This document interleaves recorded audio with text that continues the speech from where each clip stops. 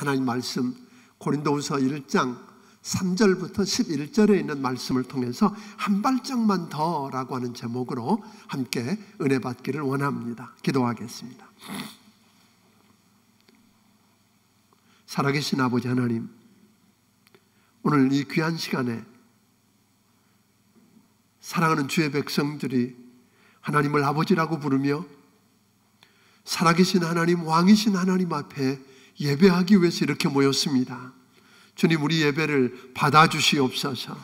여기 임재하셔서 주의 영광과 거룩을 나타내 보여주시옵소서. 하나님, 말씀을 통해서 우리를 만나주시고 말씀으로 우리를 새롭게 해 주시옵소서. 종 예술에 기름 부어주시고 원하시는 말씀만 말하도록 도와주시기를 원하옵고 예수님 이름으로 기도하옵나이다. 아멘. 조셉 마샬이라고 하는 사람이 그래도 계속 가라고 하는 책 속에서 이런 이야기를 합니다. 인디언 추장에게 예쁜 딸이 하나 있었는데 3명의 청년들이 청혼을 했다는 거예요. 그러니까 한 사람을 골라야 하니까 한 명을 결정하기 위해서 추장이 그 3명의 청년들에게 과제를 줍니다. 춥고 비 오는 날 밤 마을 뒤편에 있는 높은 산을 7번 오르내리게 한 겁니다. 3명의 젊은이는 비를 맞으면서 질퍽거리는 그 진흙길을 길을 쓰고 올라갑니다. 결코 쉽지 않았습니다. 3번쯤 꼭대기에 올라갔을 때 보니까 넘어지고 엎어지는 바람에 온몸이 진흙투성이가 되었고 뼛속까지 찬 기운이 스며들게 됩니다. 5번째 올랐을 때는 모든 사람들이 서서 걷지 못하고 무릎으로 기어 올라갈 정도로 기진했습니다. 드디어 그러나 저들은 포기하지 않고 끝까지 산에 올랐습니다. 7번 모두 다 산에 내려온 다음에 그만 지쳐서 다 바닥에 쓰러지고 맙니다. 그때 추장이 한 번 더 그들에게 이야기합니다. 일어나 산 꼭대기를 한 번 더 갔다 와라. 그러자 2명의 청년이 화를 냅니다. 손가락 하나 까딱할 수 있는 힘조차 남아있지 않는 상태에서 어떻게 또 산을 오릅니까? 라고 2명의 청년은 화를 냈고, 그러나 3번째 청년은 그도 지친 것만 마찬가지지만 죽을 힘을 다해서 비틀거리면서 겨우 몸을 일으키더니 딱 한 발짝을 뛰고는 쓰러집니다. 추장은 3번째 청년에게 딸을 주었습니다. 왜 그랬을까요? 사실 그 산에 또 한 번 오르지 못한 건 다 그래서 실격이어야 되는데, 그럼에도 불구하고 추장은 모두가 그만두고 싶어 할 때 딱 한 걸음을 더 내딛고 포기하지 않고 그 귀한 일을 멈추지 않았던 것을 소중하게 본 겁니다. 사실은 어떻게 보면 여러분과 내가 걷고 있는 우리 인생 여정도 쉽고 그렇게 평탄한 길 아닐지 모르겠습니다. 비 오는 밤 가파른 비탈길을 오르내리는 것처럼 힘겨울 때가 있을 것입니다. 갈 길은 멀고 앞은 보이지 않기 때문에 수많은 사람들이 중간에 쓰러지고 그리고 포기하고 주저앉는 걸 보게 됩니다. 이때 하나님을 바라보면서 한 발짝만 더 내디딜 수 있다면 이것이 우리 인생을 바꾸어 놓을 것입니다. 하나님은 여러분과 나의 믿음과 용기를 기뻐하시기 때문에 그리할 거라고 하는 겁니다. 그렇지만 솔직하게 여러분과 내가 살고 있는 이 현실은 그렇게 녹록지가 않다는 것입니다. 갑작스러운 불황으로 직장이 날아가고 사업이 부도가 나고 가게 문을 닫아야 하고 집을 빼앗기고 거리로 내몰릴 수도 있는 그런 사람들도 있습니다. 몸이 좀 불편해서 병원에 갔더니 암이랍니다. 중병이라는 의사의 말에 당혹감을 감추지 못하고 어쩔 줄 몰라 하는 이들도 있고, 이혼으로 가정이 깨져서 식구들이 뿔뿔이 흩어지는 아픔에 신음을 하는 이들도 우리 곁에 있습니다. 꿈을 잃은 채 아르바이트 현장을 전전하면서 공사판을 이리저리 전전하는 젊은이들의 절규도 우리는 들을 수 있습니다. 예수 믿는 그리스도인들도 예외가 아닙니다. 오래전 우리 새벽 특세 때 다루었던 존 버년의 철로역정을 이렇게 보면 그 철로역정에 천성을 향해 가는 기독도, 즉 크리스찬이 나옵니다.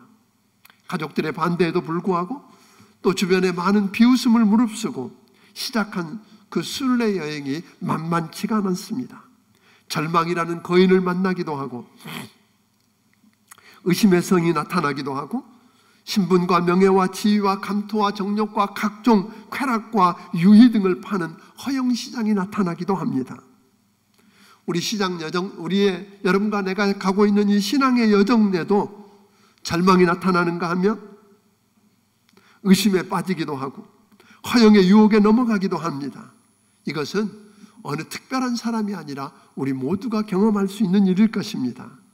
그러나 신앙이 한 단계 더 성숙해지려고 하면 절망도 넘어야 하고 의심도 헤쳐야 하고 허영의 유혹도 뿌리쳐야만 합니다. 물론 저들은 이 크리스찬은 순례여행을 혼자 간 건 아닙니다. 그에게 초반기에는 믿음씨가 동행을 하고 후반기에는 소망씨가 동행하면서 격려도 하고 힘이 되어주지만 여전히 쉽지 않았습니다.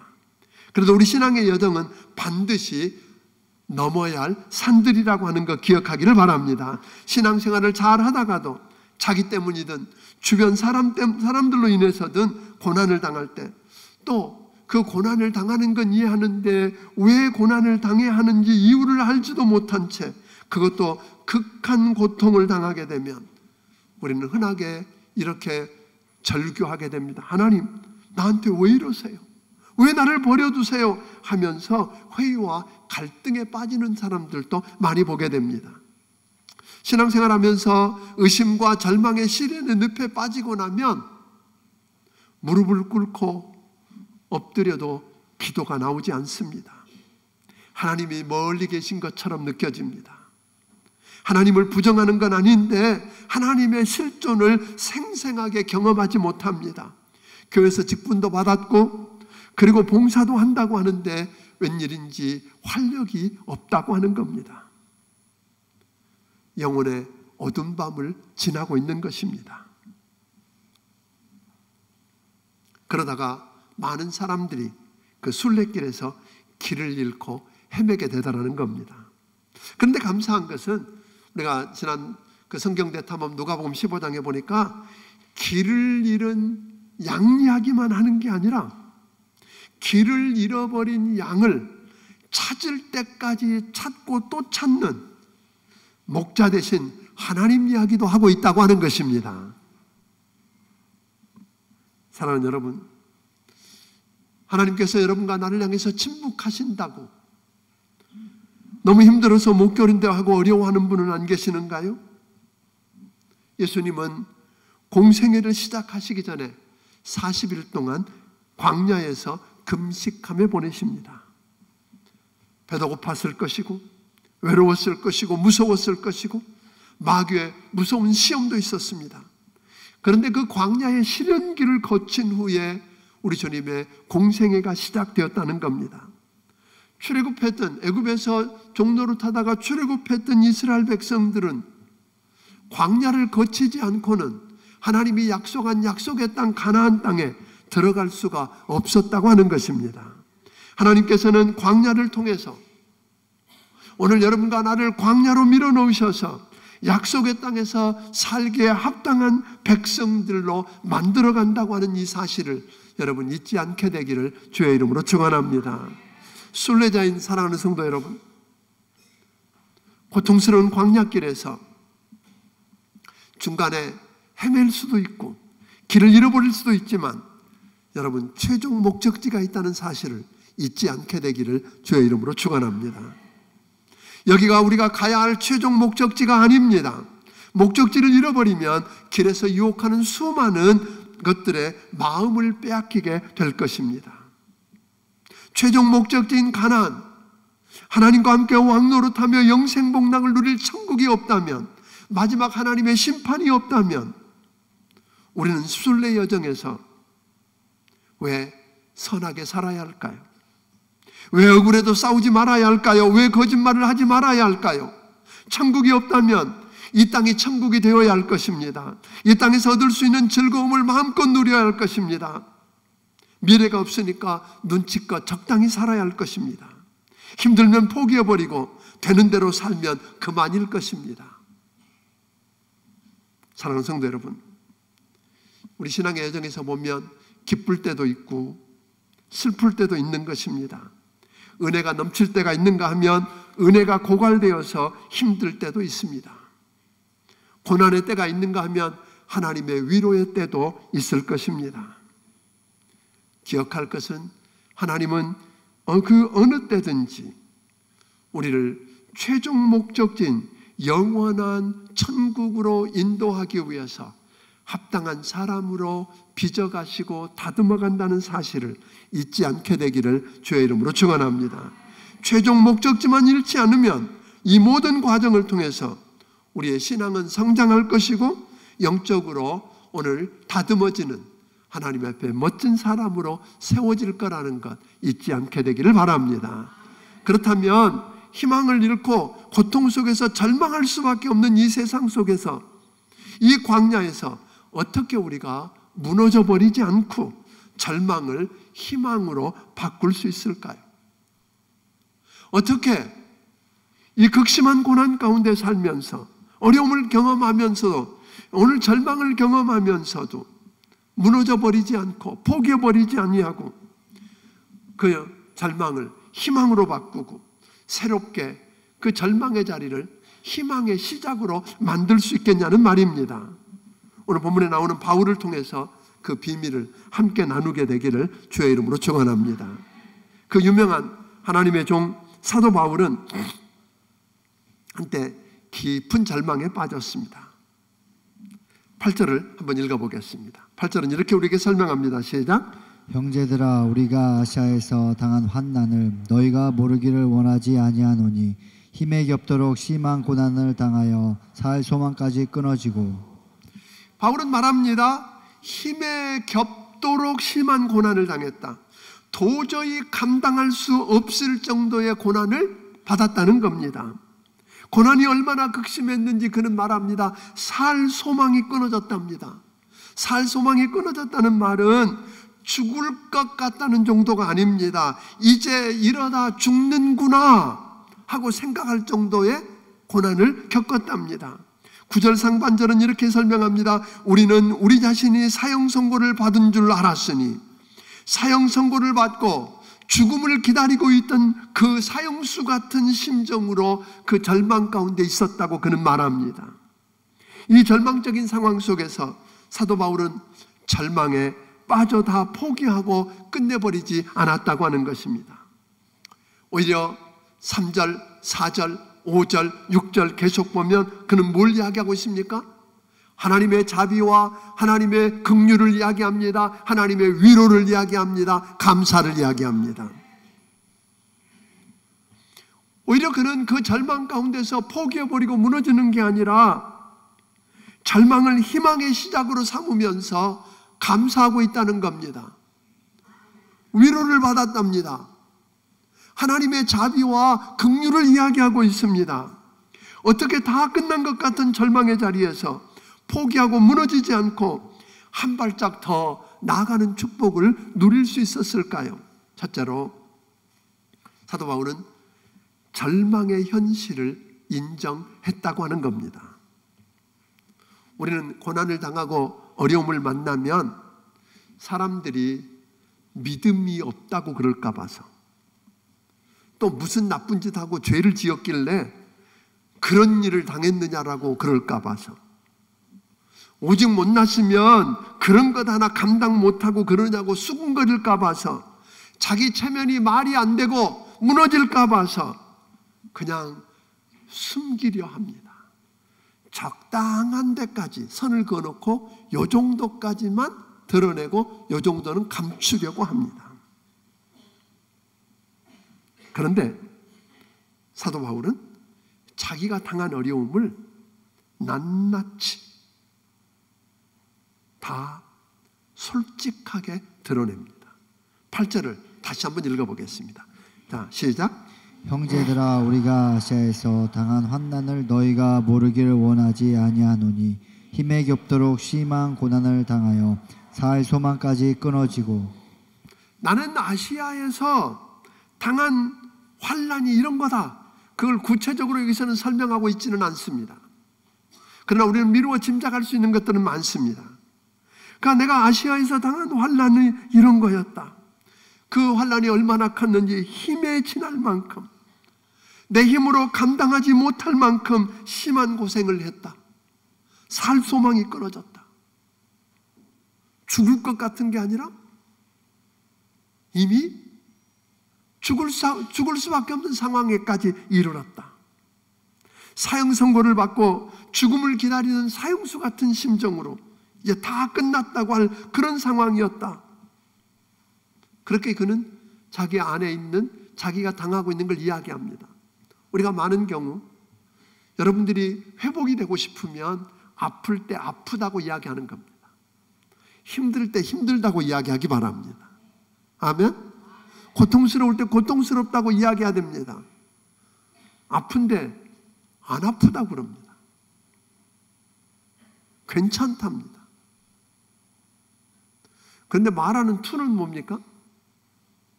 남편이 아내에게 아파? 그랬더니 안 아프다는데 다 이렇게 부드러운 말투가 아닙니다. 인상은 찌푸리고 안 아파!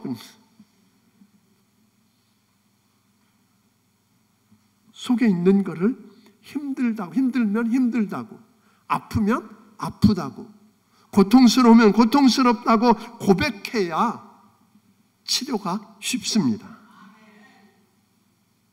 절망감을 있는 그대로 오늘 시인하고 있습니다. 그러나 놀라운 것은 바울은 그 절망할 수밖에 없고 다 끝난 것 같은 그런 어려운 상황 속에서 절망은 하지만, 절망감은 있지만 절망에 빠져서 허우적거리고 있지 않다는 것입니다.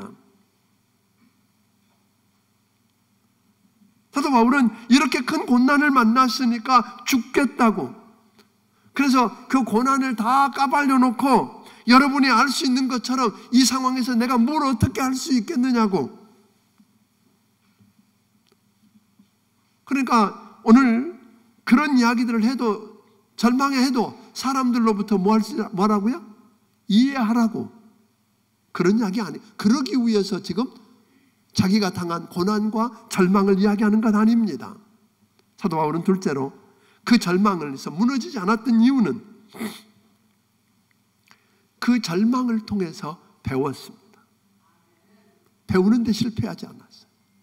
그 절망을 통해서 자기의 한계가 무엇인지, 자기가 만난 문제가 얼마나 큰지, 그런데 그 큰 문제 앞에 자기는 너무 적어서, 오늘 시편 기자가 그렇게 말하잖아요. 오늘 시편 기자만 그런 게 아니라 여호사밧도 그랬고 히스기야도 그랬습니다. 적이 오는 적이 심히 많고 나는 심히 작아서 어찌할 줄을 알지 못해서 주만 바라봅니다. 하나님이 개입하시는 겁니다. 사도 바울은 자기가 경험하고 있는 고난이 크기가 얼마나 큰지, 그 무게가 얼마나 무거운지, 얼마나 힘든지 그것만 이야기한 게 아니에요. 그런데 내게는 그것을 감당할 만한 힘이 없다는 겁니다. 연약하다는 겁니다. 한계가 있다는 겁니다. 그래서 그는 그것 때문에 무너져 버린 게 아니라 누구를 바라보세요? 주님을 바라보기 시작합니다. 그분께 자기의 문제를 내어 맡기기 시작합니다. 우리는요, 적당한 고난을 만나면 자신의 힘과 지혜로 극복해 보려고 애를 씁니다. 절망을 돌파해 보려고 애를 씁니다. 그러다가 좀 더 큰 문제를 만나면, 그런데 내가 머리를 굴려봐도 해결 안 될 것 같으면 힘 있는 사람들에게 도움을 청해서 해결해 보려고 합니다. 그런데 다른 사람들에게 도움을 청해도 안 될 만큼 엄청나게 큰 문제를 만나면 절망해 버립니다. 많은 사람들이 그냥 쉽게 포기합니다. 고난을 과장하고 그럴 수밖에 없는 자기를 합리화하기 시작합니다. 그러나 바울은 그 문제의 큼과 자기의 한계, 자기의 연약함을 인정하고, 그래서 자기를 의지하지 않고, 그러니까 여호사밧처럼 주님, 적이 오는 적이 심히 많고 나는 심히 연약해서 어찌 할 바를 알지 못해서 주만 바라봅니다. 오늘 바울은 그렇게 이야기합니다. 오늘 그렇게 이야기하거든요. 내가 어떻게 할 수 있는 방법이 없고 문제가 너무 커서 죽은 자를 다시 살리시는 전능하신 하나님, 아멘? 죽은 자를 다시 살릴 수 있는 그 전능하신 하나님만 바라보고 하나님만 의지하고 내 문제를 주께 맡겨드립니다. 이게 바울의 방법이었다는 거예요. 9절을 한번 읽어보겠습니다. 9절 같이 읽습니다. 시작. 우리는 우리 자신이 사형 선고를 받은 줄 알았으니 이는 우리로 자기를 의지하지 말고 오직 죽은 자를 다시 살리시는 하나님만 의지하게 하심이니라. 그래서 죽은 자를 다시 살리시는 하나님만 의뢰한 그가 히브리서 11장 12절을 생각해낸 겁니다. 한번 같이 히브리서 11장 12절을 읽어보겠습니다. 시작. 읽습니다. 이러므로 죽은 자와 같은 한 사람으로 말미암아 하늘의 허다한 별과 또 해변의 무수한 모래와 같이 많은 후손이 생육하였느니라. 무슨 이야기예요? 말씀이 기억난 거예요. 그 말씀을 붙들고 그 말씀하신 하나님이 생각난 거예요. 100세가 다 되어서 죽은 자와 같이 되었는데 아직도 하나님이 약속하신 자식이 없이 끝난다고 이제 절망하는 사람들에게 새로운 생명을 기적같이 주셔서 아브라함과 사라를 믿음의 조상이 되게 하신 하나님, 아멘. 그 하나님이 아브라함의 죽은 것 같은 아브라함을 통해서 새 생명을 주시고 오늘 믿음의 조상이 되게 하신 그 하나님이 오늘 내 인생 속에 개입하시면, 아멘, 부활의 역사가 일어날 것이다, 그런 거죠. 그러니까 바울은 그런 거죠. 하나님을 기억해내면서 성경에 나와 있는 믿음의 조상들을 통해서 하나님이 행하셨던 그 경험들을 나를 통해서 오늘 우리 하나님은 다시 이루실 수 있다, 그런 거예요. 그러니까 그 하나님을 보니까 희망이 생기는 거예요. 아멘. 절망이 커지니까 절망의 끝이 누구의? 일의 시작이에요. 언젠가도 이야기했습니다만 중국에 선교사로 가 있던 허드슨 테일러가 중국에서 사역을 할 때 막 쌀이 떨어져 가고 약품이 떨어져 갈 때마다 스태프들이 와서 선교사님 큰일 났어요, 쌀이 떨어져 가요, 약품이 떨어져 가요, 빨리 본국에 편지를 쓰고 연락을 좀 해서 쌀 돈을 좀 보내달라고 하세요. 그때 허슨 테일러를 그렇게 이야기합니다. 쌀이 떨어져 가고 쌀독에 쌀이 떨어져 가고 약이 떨어져 가는가? 하나님께서 일하실 시간이 가까웠다. 그분이 어떻게 일하시는지 보자 하고 무릎을 꿇었다는 거예요. 아멘. 하나님이 일하시는 시간. 내 고난의 크기가 커져서 감당할 수 없게 되어질 그때 오늘 하나님이 일하실 거라는, 그러니까 사도 바울은 그런 거죠. 과거에 우리 믿음의 조상들을 도우셨던 하나님, 과거의 내 인생 속에서 나를 도우셨던 그 하나님은 지금도 나를 도우실 수 있고 미래에도 나를 도우실 수 있는 살아계신 하나님이시다. 그래서 나는 그분만 바라보고 그분께 내 인생을 맡겨드린다, 의뢰한다. 이게 바울의 고백이에요. 10절을 한번 읽어보겠습니다. 10절을 읽습니다. 시작. 그가 이같이 큰 사망에서 우리를 건지셨고 또 건지실 것이며 이후에도 건지시기를 그에게 바라노라. 그러니까 그러고 났더니 절망적인 상황이 금방 바뀌었나요? 아니에요. 그가 의뢰하고 믿는 하나님 때문에 그 절망 속에서도 그는 무너지지 않고 희망을 이야기합니다. 감사를 이야기합니다. 아멘. 그 하나님 때문에 위로받은 것을 인해서 감격해하고 있더라고 하는 것입니다. 사랑하는 성도 여러분, 그래서 사도 바울은 그 고난을 통해서 누굴 만나요? 하나님을 만나는 거예요. 믿습니까? 세 번째로는 합력해서 선을 이루시는 하나님을 만났기 때문에 그는 절망하지 않습니다. 바울은 고난 중에도 역사하시는 하나님을 그 고난으로부터 구원해내시고 위로해 주시는 걸 경험했습니다. 여러분, 그리고 그 고난에서 자기를 건져내시고 위로한 것을 경험한 바울은 그걸로 좋다, 이제 됐다라고 끝내지 않아요. 4절부터 6절까지 한번 읽어보겠습니다. 시작. 우리의 모든 환난 중에서 우리를 위로하사 우리로 하여금 하나님께 받은 위로로서 모든 환난 중에 있는 자들을 능히 위로하게 하시는 이시로다. 그리스도의 고난이 우리에게 넘친 것 같이 우리가 받는 위로도 그리스도로 말미암아 넘치는도다. 우리가 환난 당하는 것도 너희가 위로와 구원을 받게 하려는 것이요 우리가 위로를 받는 것도 너희가 위로를 받게 하려는 것이니 이로 위로가 너희 속에 역사하여 고난도 너희 건디게 하느니라. 그러니까 사도 바울은 그 극한 고난을 통해서 경험했던 하나님의 사랑과 위로와 건져주시는 그 능력을 체험하고 자기 혼자 좋다고 하는 게 아니라, 그래서 이제 나는 누가 보이기 시작해요? 옆에 고난당하는 자가 보이기 시작하는 거예요. 여러분, 수술을 앞둔 환자에게 누가 가서 무슨 말로 위로할 때 가장 큰 위로가 되겠습니까? 같은 수술을 해본 사람입니다. 나도 수술했었는데 그 같은 수술을 했는데 이렇게 건강하게 되었다고. 아멘? 그만큼, 그 말만큼 위로가 되는 이야기가 어디 있을까요? 고난을 경험하고 있는 사람들에게 나도 그 고난을 경험했는데, 나는 그보다 더 극한 고난을 경험했는데, 그 고난에서 눈을 떼어서 이 문제를 해결하시는 살아계신 하나님을 바라보면, 그리고 그분께 이 문제를 맡기면, 그분이 일하시면 해결된다고. 아멘? 이런 놀라운 은혜를 여러분들이 감당하기를 주의 이름으로 축원합니다. 그러니까 내가 고난당하고 있는 삶의 영역은 어떻게 보면 사명이 되는 겁니다. 내가 당했던 이 문제, 내가 경험했던 그 아픔, 내가 경험했던 그 슬픔, 그것들을 하나님 주신 축복의 보화예요. 그걸 가지고 같은 일을 당하는 사람들에게 다가가서 전하는 것입니다. 아멘?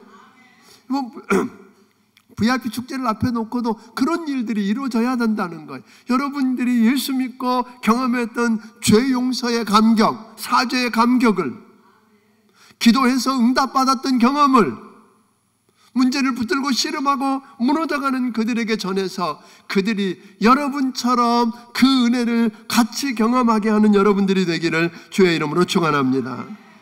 마크 앤더슨이라고 하는 미국의 조종사 한 분이 있었어요.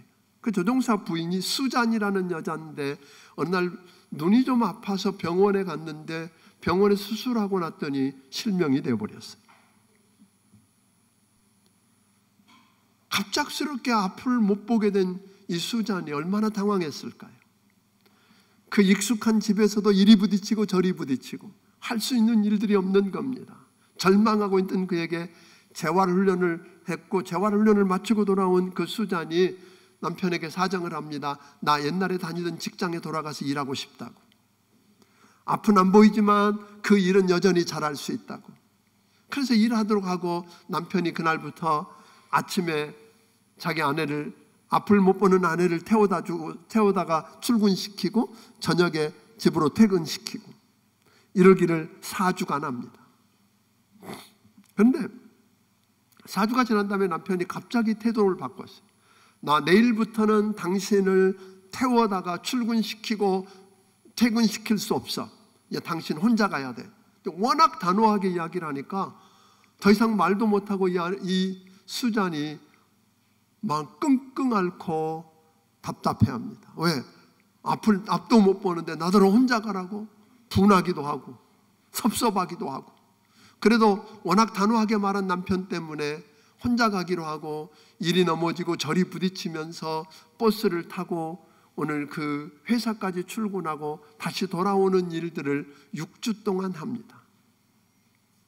그러던 어느 날 그 수잔이 버스를 딱 탔더니 기사가 지나가는 말처럼 그렇게 하는 거예요. 당신은 참 좋겠다고, 좋은 남편 두어서. 그게 무슨 말이에요? 당신이 처음부터 이 차를 타고 출근하는 날부터 남편은 항상 당신과 함께 이 차를 타고 내렸다는 거예요. 행여나 어려운 일을 당할까봐, 큰 일을 부딪힐까봐 남편은 말없이 뒤에 지켜보고 있었습니다. 여러분, 그런데 그 남편은 좋을 수도 있고 위기에 닥쳤을 때 건져내지 못할 수도 있지만 졸지도 않고 주무시지도 아니하시면서 오늘 여러분과 함께 하시는 하나님은 여러분을 능히 지키실 수 있습니다. 그분이 말씀하십니다. 내가 세상 끝날까지 너와 항상 함께 있으리라. 여러분, 고난이 있습니까? 극한 고난 때문에 더 이상 어떻게 할 수가 없어서 주저앉고 포기하고 싶은가요?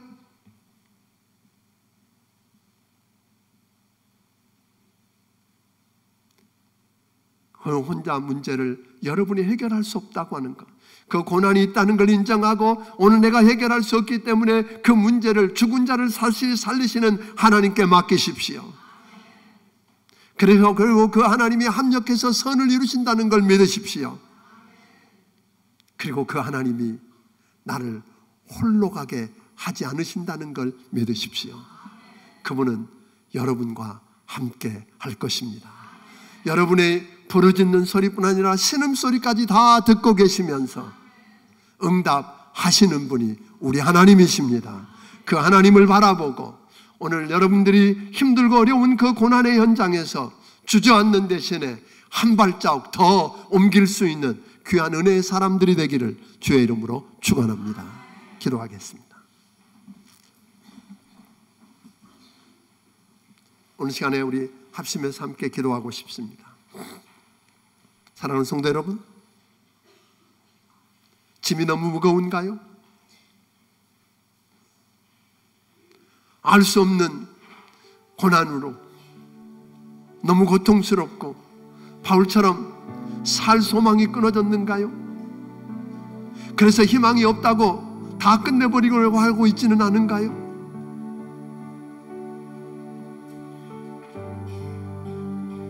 우리 주님은 우리에게 다가와서 말씀합니다. 한 발자국 더 내디딜 수 없겠니? 내가 너와 함께한다. 네가 기도하고 내게 맡기면 내가 책임진다. 나는 그것을 통해서 너를 새롭게 빚고 만들어간다. 그 하나님을 바라보면서 다시 일어서겠다. 한 발자국 더 내딛겠다고 결단하는 시간들이 되기를 원하지 않으십니까? 오늘 시간에 우리 함께 기도합니다. 마우신 아버지, 우리를 이렇게 불러주시고 행동하셔서 기도하게 하신 하나님 감사합니다. 녹록지 않은 시대를 살고 있는 건 맞습니다. 그래도 하나님 때문에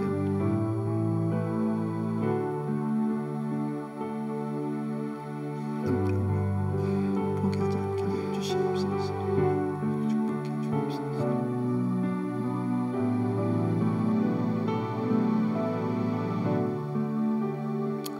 하나님 아버지, 힘이 듭니다.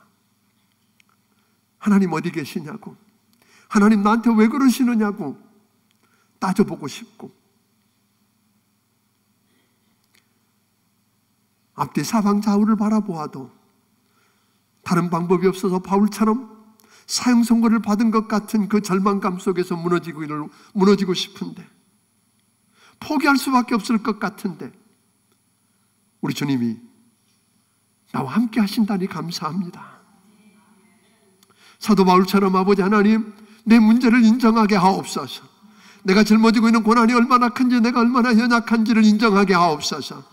그래서 내가 해결해버리고 몸부림치는 대신에 하나님 아버지, 하나님을 바라보게 하옵소서. 죽은 자를 살리시는 하나님, 오늘 천지 만물을 창조하신 전능하신 하나님께 내 문제를 맡기게 하옵소서. 아버지 하나님, 주님께 의뢰하게 하옵소서. 그리고 하나님이 일하시는 걸 보게 하옵소서. 하나님이 그 사건을 통해서 나를 가르치시고 나를 빚으시는 것 보게 하여 주시옵소서. 나와 함께 하시는 것 잊지 않게 하옵소서. 그래서 아버지 하나님, 힘이 들지만 다시 일어서겠습니다. 하나님 너무 힘이 들지만 하나님 한 발자국 더 내딛겠습니다. 도와주시옵소서. 그래서 우리 하나님의 은혜를 경험하고 바울처럼 그 절박한 환경 속에서도 감사를 이야기하고 하나님의 자비와 긍휼을 이야기하고 위로를 이야기하는, 희망을 이야기하는 사람들이 되게 하여 주시옵소서. 주신 은혜가 너무 크고 감사해서 하나님이 주신 것 중에 온전한 10의 1조와 감사의 물과 선견금과 죄는금과 또 여러 가지 모양의 정성을 살아계신 우리 하나님 아버지 앞에 드립니다. 받아 주시옵소서. 저들을 축복하사 하나님, 이 고통스럽고 고난의 시대, 고통하는 때에 바울처럼 한 발자국 더 내디디며 희망을 이야기하고 감사를 이야기하고 위로를 이야기하고 축복이 되게 하여 주시옵소서. 예수님 이름으로 기도하옵나이다. 아멘. 말씀을 기억하시면 찬양 드리며 준비하신 예물을 하나님 앞에 드리겠습니다.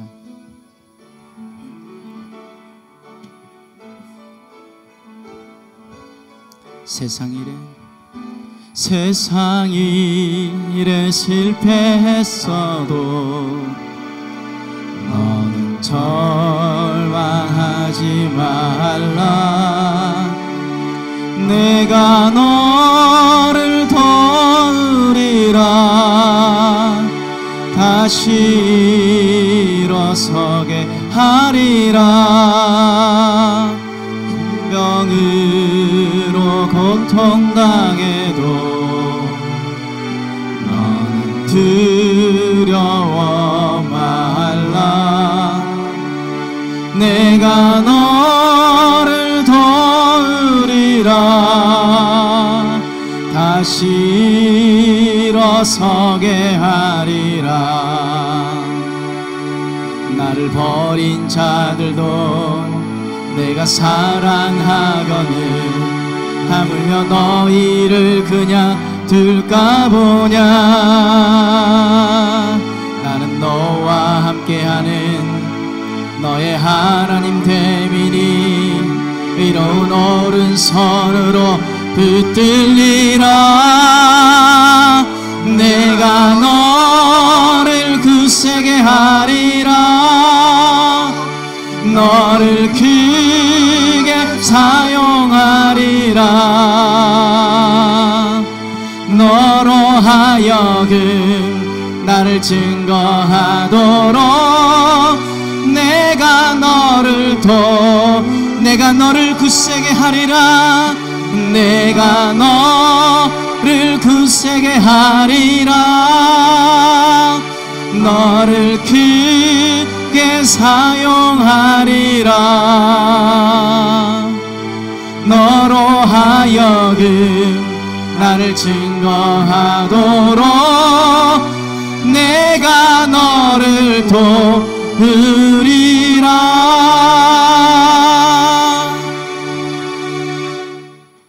이제는 우리 주 예수 그리스도의 크신 은혜와 하나님 아버지의 무한하신 사랑과 성령님의 감화 감동하시고 역사하시며 교통하심이 절망할 수밖에 없는 그 상황 속에서 무너지지 않고 하나님을 바라보며 오늘 죽은 자를 다시 살리실 수 있는 하나님께 의뢰하고 그 하나님으로 다시 일어서기 원하는, 한 발자국 더 딛기 원하는 귀한 심령들 머리 위에 지금부터 영원까지 함께 해주시기를 예수님 이름으로 축원하옵나이다. 아멘.